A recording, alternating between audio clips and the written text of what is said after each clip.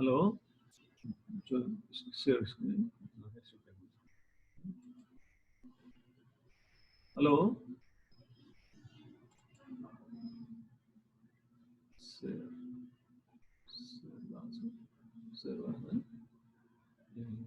participants hello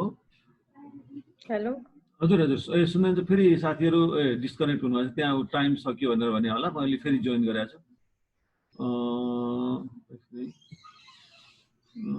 screen त देखिया हैन है म के स्क्रिन देखिरहेछ देखिरहेछु सर ए देखिरहेछ पखुन्छ है ल ठीक छ यसलाई एकछिन continue converting okay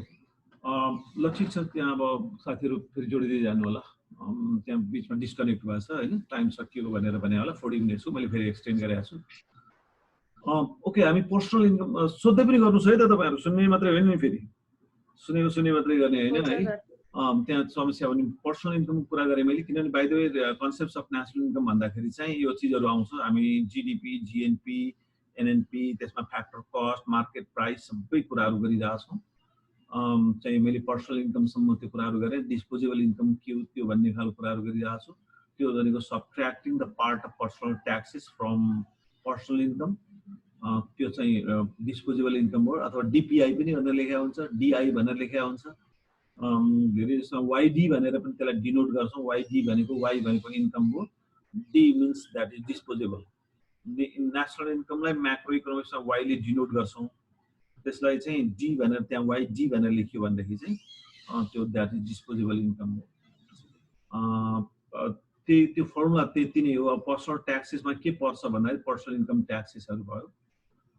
disposable incomes are the part of personal incomes after payments of direct or personal taxes भनेर लेखेको छ पर्सस क्यान स्पेन्ड भनेको यो अब डिस्पोजेबल इन्कमको केस चाहिँ के हो भन्दाखेरि चाहिँ मान्छेको पकेटसम्म आइपुग्ने एक्ज्याक्ट मनी चाहिँ त्यो पर्सनल इन्कम हो अब त्यसलाई चाहिँ मान्छेले दुई किसिमले प्रयोग गर्न सक्छन् या त उनीहरु कन्जम्सन गर्न सक्छन्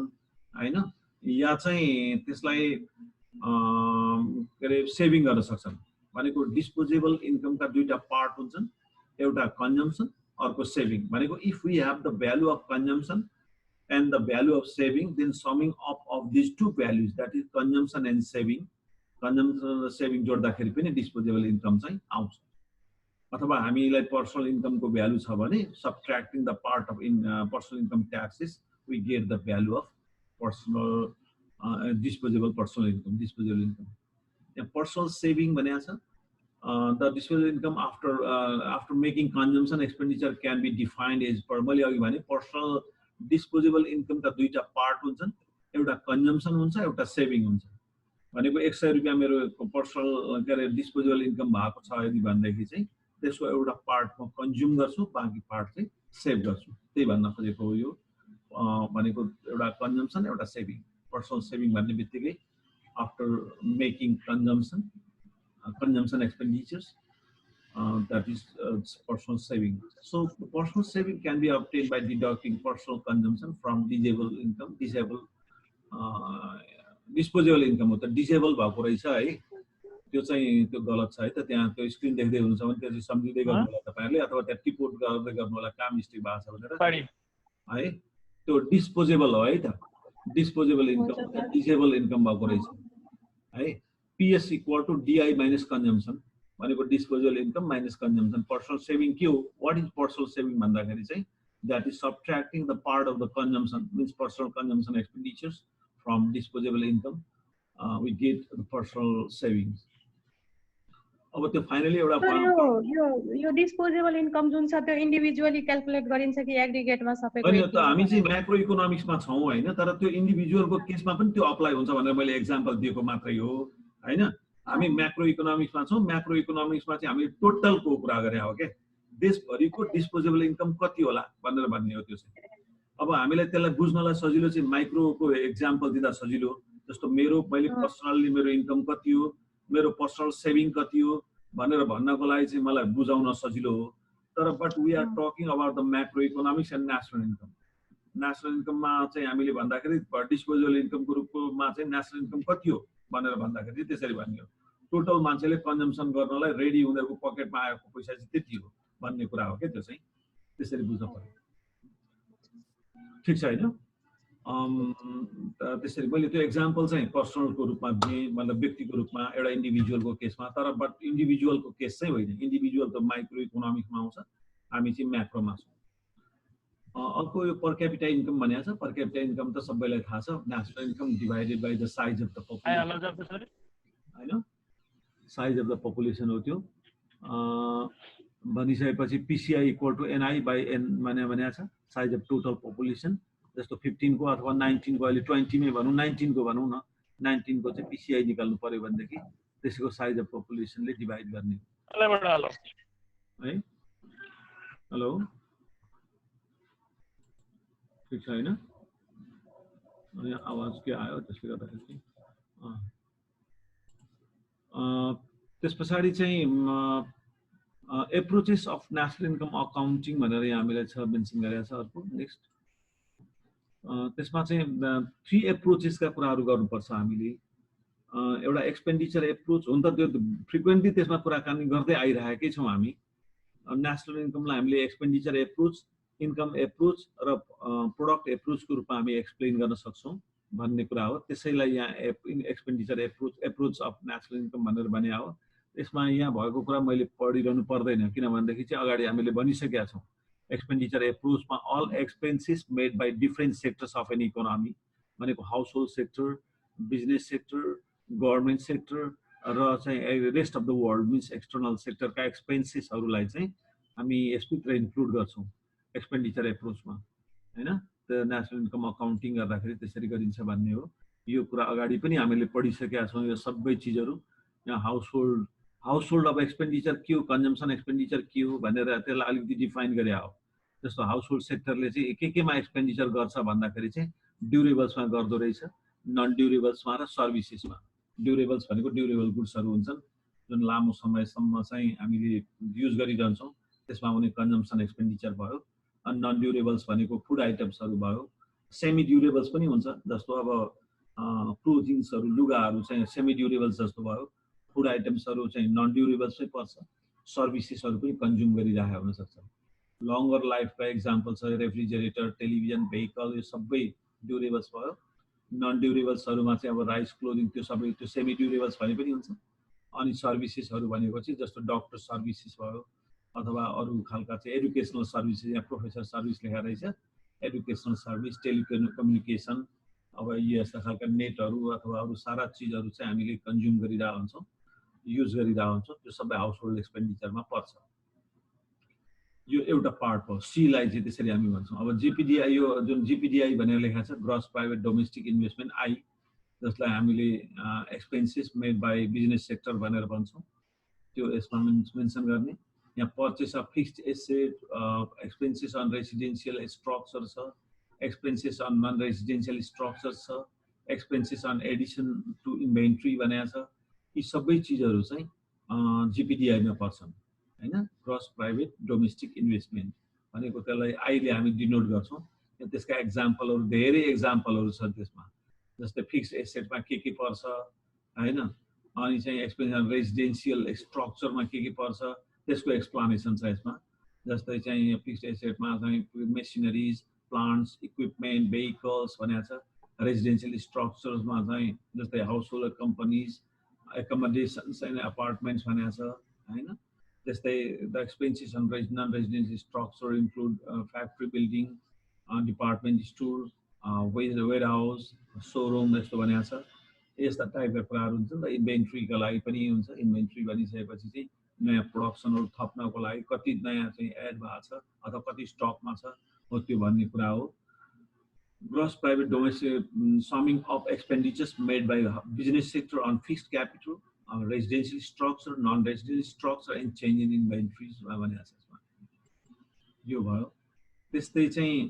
यो गभर्नमेन्ट एक्सपेन्डिचर भनेको छ गभर्नमेन्ट एक्सपेन्डिचर हामी बुझ्छौं यहाँ हामीसँग बेसिकली 3 लेयर्सको गभर्नमेन्ट छ गभर्नमेन्टले पर्चेस गर्ने सबै गुड्स एन्ड सर्भिसेसहरू यसमा पर्छ फेडरल गभर्नमेन्ट अथवा सेन्ट्रल गभर्नमेन्टको स्टेट अथवा प्रोभिन्सियल गभर्नमेन्टको र लोकल गभर्नमेन्टले गर्ने यो सबै चीजहरूलाई हामी जोड्दाखेरि चाहिँ गभर्नमेन्ट एक्सपेन्डिचर सुनेको त्यस्तै नेट फरेन एक्सपेन्डिचर्स भित्र चाहिँ के अरे एक्सपोर्ट माइनस इम्पोर्टका कुराहरू गर्छौँ। किन भन्दाखेरि चाहिँ एक्सपोर्ट किन एड गर्छौँ भन्दाखेरि चाहिँ त्यो एक्सपेन्डिचर्स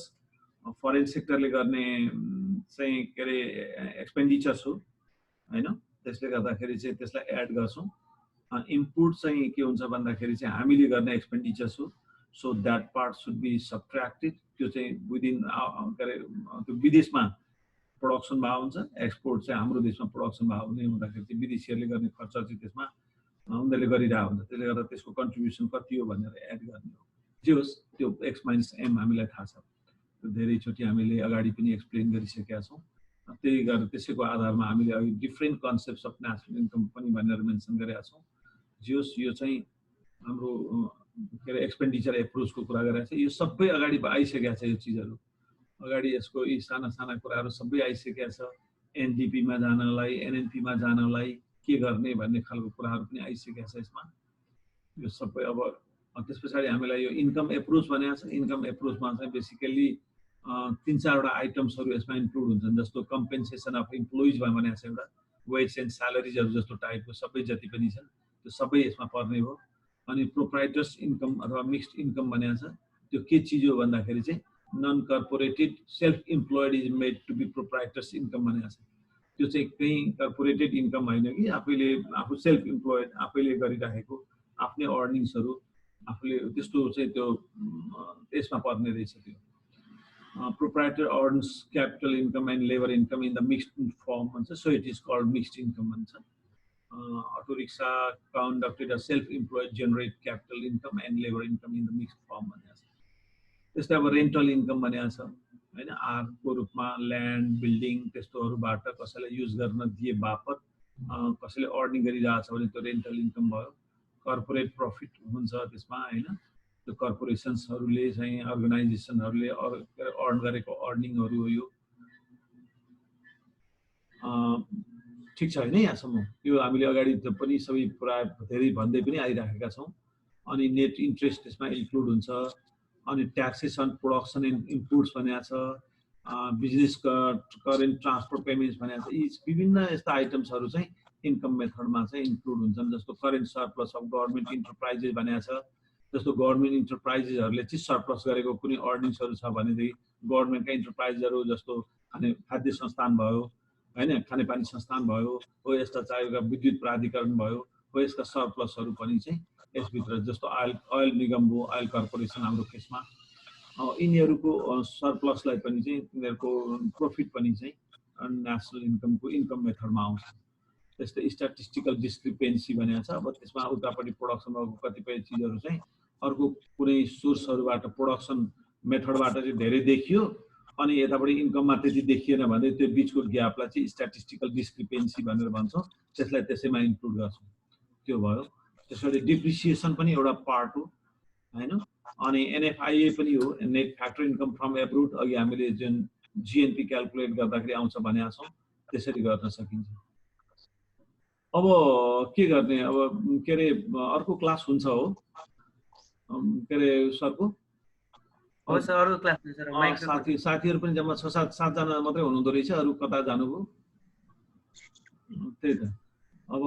यहाँ चाहिँ के अरे यहाँ एउटा एक्जाम्पल छ हैन। यो Andrew B Abel and Ben S Bernanke and Prosser भन्नेको चाहिँ बाट लिएको एउटा एक्जाम्पल छ। कसरी क्याल्कुलेट हुन्छ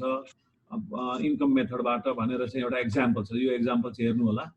यो compensation of employees, proprietors income, rental, सबै कम्पोनेन्टहरु हो। इन्कम मेथडबाट चाहिँ नेसनल इन्कम कसरी क्याल्कुलेट हुन्छ भनेर चाहिँ यहाँ चाहिँ देखाएको छ। यो सबै गर्दाखेरि चाहिँ हाम्रो टोटल भ्यालु जीडीपी एमपी, यहाँ 15 वटा आइटम्सहरु छन्। 15 वटा आइटम्सहरु जोड्दाखेरि चाहिँ जीडीपी एमपी भनेर आएको छ। मार्केट प्राइसमा जीडीपी क्याल्कुलेट यसरी हुन्छ। यहाँ जीएनपी छ, यहाँ माथि अगाडि जीएनपी छ, अनि त्यसमा त्यहाँबाट जीडीपी एमपी गर्दाखेरि के हुन्छ भन्ने खालको छ। ओके, यहाँ हेर्न सक्नुहुन्छ। यो एक्जाम्पल एकपल्ट हेर्नु होला तपाईहरुले। मैले अब आजलाई यति नै छोड्दै त उसो भएदेखि सर इन्कम मेथडबाट भनेपछि income earn by all factor of production in the form of wages हो। त्यसमा चाहिँ अनि अरु केही अरु अर्निङ्सहरु पनि हुन्छ नि। मैले भने जस्तो चाहिँ जस्तो यहाँ अरु कतिपय त त्यसमा आइहालेको छ हैन। तर केही ट्रान्सफर पेमेन्ट्सका कुराहरू केहरू तिनीहरूलाई पनि एड गर्दै गर्दै चाहिँ अल्टिमेटली चाहिँ 1 देखि 8 सम्म भयो भने नेशनल इन्कम हुँदो रहेछ इक्वल्स नेशनल इन्कम भनेर लेखा छ ट्रान्सफर पेमेन्ट पनि गर्नु पर्यो सर यसमा ट्रान्सफर पेमेन्ट्स चाहिँ त्यसमा चाहिँ के हुन्छ भने पर्सनल इन्कम पनि हो हैन त्यहाँ लेखा छ करेन्ट सरप्लस अब बिजनेस करेन्ट ट्रान्सफर पेमेन्ट्स भनेर भनेको छ हुन्छ पर्सनल इन्कममा मात्रै हुने हो त्यो आइटमलाई चाहिँ सबट्र्याक्सन त उनीहरुको एक्जाम्पलमा चाहिँ त्यो रहेछ हैन त्यसलाई हेरिराख्नु होला नि हामीले जुन अगाडि चाहिँ भनेका छौं ट्रान्सफर पेमेन्ट्स चाहिँ जनरली एक्सक्लुड हुन्छ नेशनल इन्कममा त्यो पर्सनल इन्कम हुन्छ त्यहाँ मात्रै एड हुन्छ भनेको छ हैन तर यहाँ चाहिँ त्यो पनि इन्क्लुड गरेर रहेछ अब यो एउटा एक्जाम्पल चाहिँ हेरिराख्नु होला नि 1 देखि 8 सम्म भयो भने नेशनल इन्कम हुन्छ त्यो चाहिँ के अरे फ्याक्टर कस्टको रूपमा भन्न खोजे हो यो एउटा स्ट्याटिस्टिकल अरु दुई तीनवटा आइटमहरु जोडिसकेपछि जीएनपी एमपी भयो त्यसपछि फेरि त्यहाँ आइसकेपछि तल जीडीपी एमपी भनेर त्यहाँ त्यसरी बनाएर देखाइदिएको छ त्यो जस्ट फर एउटा एक्जाम्पल हो जुन हामीले थ्योरेटिकली बुझ्दाखेरि चाहिँ के हुन्छ भने ट्रान्सफर पेमेन्ट चाहिँ सम्भवतः यो बिजनेस करेन्ट ट्रान्सफर पेमेन्ट चाहिँ त्यसमा एड हुन्छ भनेर भन्न खोजे होला यो हैन गभर्नमेन्ट ट्रान्सफर चाहिँ अब एड हुँदैन नि त्यो अगाडि पनि भनिसकेका छौं हामीले तर अब यहाँ चाहिँ मेन्सन गरेको छ अब त्यो यो एउटा एक्जाम्पलको रूपमा यसलाई चाहिँ यसो लिइराख्ने नि भन्दाखेरि चाहिँ अगाडि दिएको छ जो यो मेजर कम्पोनेन्ट्स हो एउटा यसो बुझ्नलाई दिएको एउटा एक्जाम्पल हो ओके अब यहाँ ठीक छ अब यो अरु चाहिँ अब यो value added approach to national income भनेको प्रोडक्ट मेथड हो यो चाहिँ अब यसमा र अनि अलिकति अगाडि चाहिँ भोलिको क्लासमा गरौँला छोड्दियौ आजलाई हुन्छ सर छोड्दियौ है त अब अर्को क्लास सरको पनि क्लास सुरु होला फेरि केही छ यसो यसमा अरु कुराहरु के रहेछ भन्दाखेरि चाहिँ यसो हेर्नु होला तपाईहरुलाई कति जनाले त नोट अस्ति पाउनु पनि भएको छ लगभग त्यसै त्यही नै कुरा हो अथवा यो नोट सर के यसो हजुर कसरी यसो मैले अस्ति क्लासमा त मैले त्यतिखेर चाहिँ पेन ड्राइभमा मैले दिएको पनि थिएँ हैन तपाईँको क्लासमा जानुहुने साथीहरुसँग कतिपयसँग छ पनि अथवा यो चाहिँ जुन छ अहिलेको यो मैले चाहिँ अब रेकर्ड पनि गरिरहेको छु अब हिजो र अस्तिको मैले युट्युबमा अपलोड गरिदिएको पनि थिएँ यो आजको पनि चाहिँ रेकर्ड भइरहेको छ त्यसले गर्दा यसलाई पनि युट्युबमा अपलोड गरौँला हैन त्यसबाट तपाईहरुले फेरि चाहिँ रिभाइज गरेर हेर्न सक्नुहुन्छ सुन्न सक्नुहुन्छ नि त सर मलाई जीमेलमा हाल्दिनु इमेलमा मेल गर्दिनु सर यो नोटलाई तपाईले अस्ति पाउनु भएको थियो नि तपाई क्लास आउनु भएको थिएन म क्लास एक दिन आएको थिएँ ए के नाम तपाईको के नाम राजेश निरौला राजेशजी ल ठिकै छ त्यो म पठाइदिउँला हैन केही छैन त्यो गरौँला त्यो मसँग छँदै छ हैन त्यो गरौँला म युट्युबमा पनि अपलोड गरिदिन्छु तपाईहरुलाई म्याटेरियल्सको लागि कुनै समस्या छैन यो हुन चाहिँ अब यो के भने टेन्टेटिभ एउटा आइडिया हो हैन तपाईहरुले म्याक्रो इकोनोमिक्स अस्ति एकजनाले कुन बुक फलो गर्ने भनेर लेखिरहनु भएको रहेछ हैन अब कुन बुक भन्ने पर्टिकुलर बुक भन्ने हुँदैन यो धेरै डिफरेन्सहरु धेरैतिरबाट गरिया हुन्छ हैन म्याक्रो इकोनोमिक्सका 4-5 वटा बुकहरु 5-7 वटा बुकहरुको नाम चाहिँ हाम्रो सिलेबसमा पनि छ त्यहाँबाट पनि यसो हेर्न सक्नुहुन्छ हैन नेटहरुबाट पनि हेर्न सक्नुहुन्छ त्यो विभिन्न सोर्सहरु हुन्छ यही पर्टिकुलर बुक भन्ने त हुँदैन एउटा बुक त अब एकजना हाम्रो दिलनाथ दंगाल सरले लेख्नु पनि भएको छ अब त्यो कतिको सफिसिएन्ट हुन्छ के हुन्छ त्यो पनि पाउनुभयो भने हेर्दाखेरि हुन्छ त्यसले गर्दाखेरि भेरियस सोर्सेसहरु चाहिँ हेर्दै जानुपर्छ के किन नयाँ एप्रोचहरु नयाँ कन्सेप्टहरु पनि आइराखेका हुन्छन् कतिपय कुराहरु एक्जाम्पलहरु हुन्छन् त्यो बुझ्नलाई अझ सजिलो हुन्छ नि त है त ल मैले छोड्दै है त हस् thank you good day sir good day thank you